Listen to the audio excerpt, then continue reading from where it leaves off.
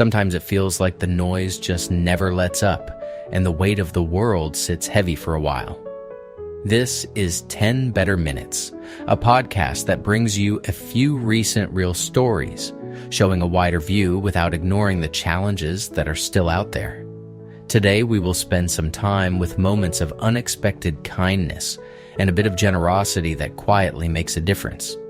But first, let us begin with a story about a team in Mexico City helping visually impaired women find confidence and new ground through blind football.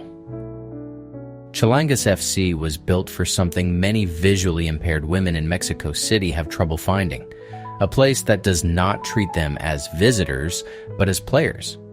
When coach Wendy Del Rio founded the team in 2022, she started with training sessions that felt steady, welcoming, and real. For Pau, who is 31, that steady rhythm matters. She travels about 2 hours to train several times a week, bringing her son Noel along, because belonging does not just happen once. It has to be practiced, like the game itself.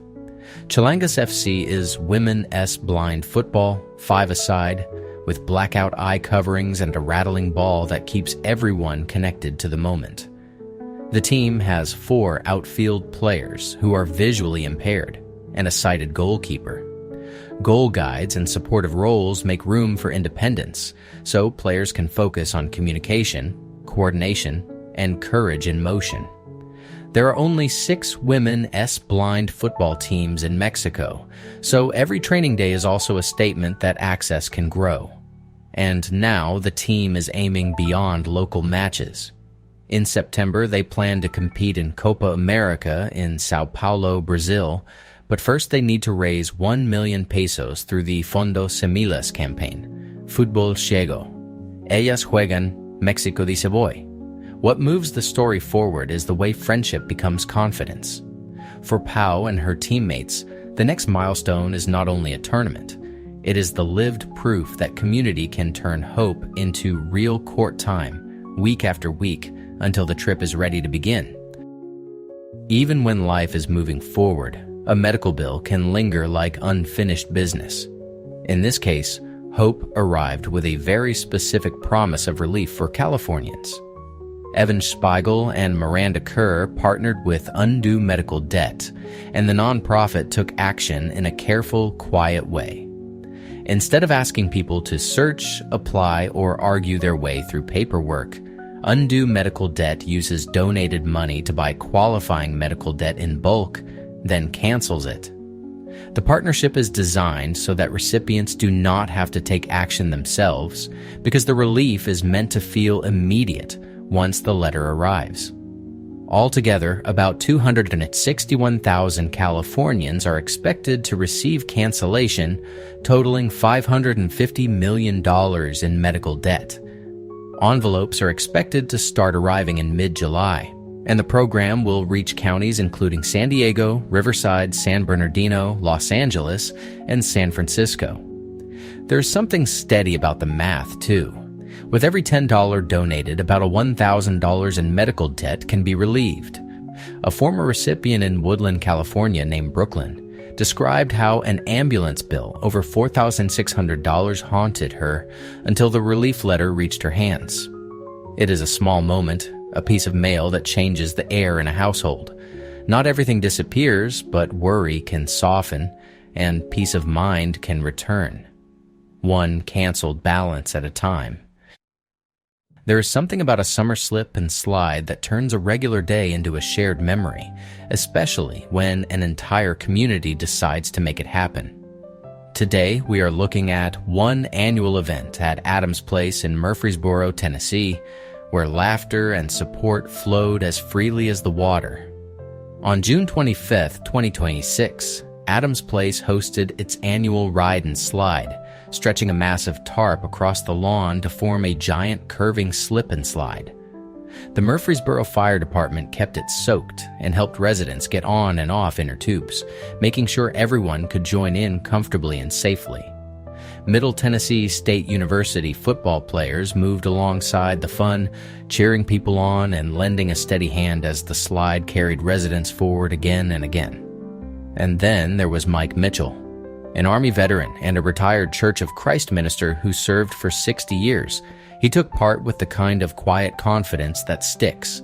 When he stepped into the action, he said, "I can do this." What struck me was how simple the goal felt.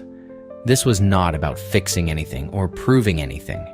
It was about giving residents a chance to step away from everyday challenges for a while, to feel the joy of community, and to trade quiet routines for bright, splashy laughter. In the end, people did not just go down a slide. They shared a day that reminded them they still belong in the middle of life's best moments. I love when science and stewardship meet in a way that you can actually feel. Here's a quiet, hopeful story about what patience looks like on a moonlit shoreline. Over the last 27 years, a new study published in Biological Conservation reports an 80-fold increase in loggerhead turtle nesting at 3 beaches on Boa Vista in Cabo Verde from 1998 to 2024.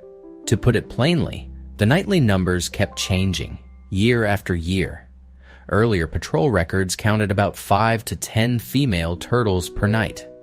After conservation work ramped up, night patrol teams began noticing arrivals of 20 to 30 females per night around 2018, then roughly 30 to 40 by 2021. At the 3 largest nesting sites, densities reached about 22,000 nests per kilometer in 2021. The study credits long-term efforts that protected nesting habitat and helped reduce direct threats. Researchers and local teams carried out anti-poaching enforcement, supported hatchery programs, and ran consistent beach patrols. During nesting months starting in June, Cabo Verde Natura 2000, with staff and volunteers, began nightly patrols to locate new nests and count eggs, then returned by October to check hatching. What makes this particularly uplifting is that recovery was not guessed. It was measured, tracked, and shared, with Cabo Verde Natura 2000 even reaching out to the KAUST research community in 2024 to help analyze decades of data. And still, the authors offer a grounded caution.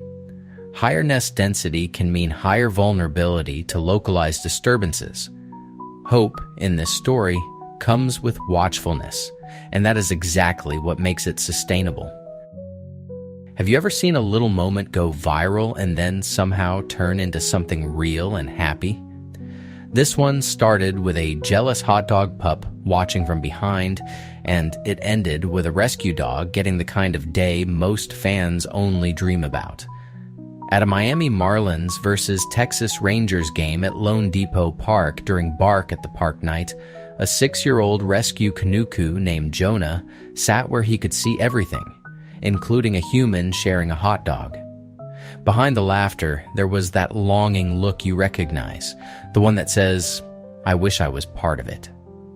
A video of Jonah became an online sensation, and people quickly started trying to figure out who he was. Then the Miami Marlins stepped in. They posted a wanted poster on social media, hoping to find Jonah and his family, promising a dream day at the ballpark. Fans chimed in to help identify him, and Jonah, owned by Peter Silvera and adopted through New Life for Paws after being rescued from a dumpster, got the answer he was hoping for. So here's the good part. Jonah is set to return for VIP treatment on July 12th at Lone Depot Park, with hopes to play fetch on the field. His favorite treat is ice cream, which feels like the perfect soundtrack to a day like that. It is a reminder that sometimes the internet turns warmth into action, and the sweetest jealous moment becomes the happiest surprise. As always, I have a practical tip for your mental reset and a small way to reconnect with more steadiness and joy in the world. Today's tip is about the kind of news you choose, not just what you avoid. When your feed feels heavy, try seeking out reporting on solutions, not only damage. That does not mean pretending harm is not real. It means widening the lens. Instead of stopping at what went wrong, look for what people are doing next. Who is organizing? What policy is being tested? What community is trying a new approach? Even one clear example can interrupt the endless loop of helplessness. Here's a simple way to do it. When you read or watch something troubling, ask yourself 2 questions. What is the root issue being named? And what is a realistic response being offered? Then, if you can, follow up with 1 story that shows progress, even if it is small or still unfolding. You might be surprised how quickly your nervous system settles when your mind finds motion and agency. You are not ignoring reality. You are practicing perspective, and that is a form of care. Well, we have reached the end of this episode, and I just want to thank you for listening all the way through. If today felt heavy in any way, I hope this helped tip the scale back a little toward the quieter truth that decency and kindness are still out there, moving through regular days and real people, even when the loudest headlines crowd everything out. Take a breath with that. Let it settle, not as a promise that everything is perfect, but as a reminder that there are still good, steady things happening. This is Ian Rhodes with 10 Better Minutes. Take care, and I will see you tomorrow.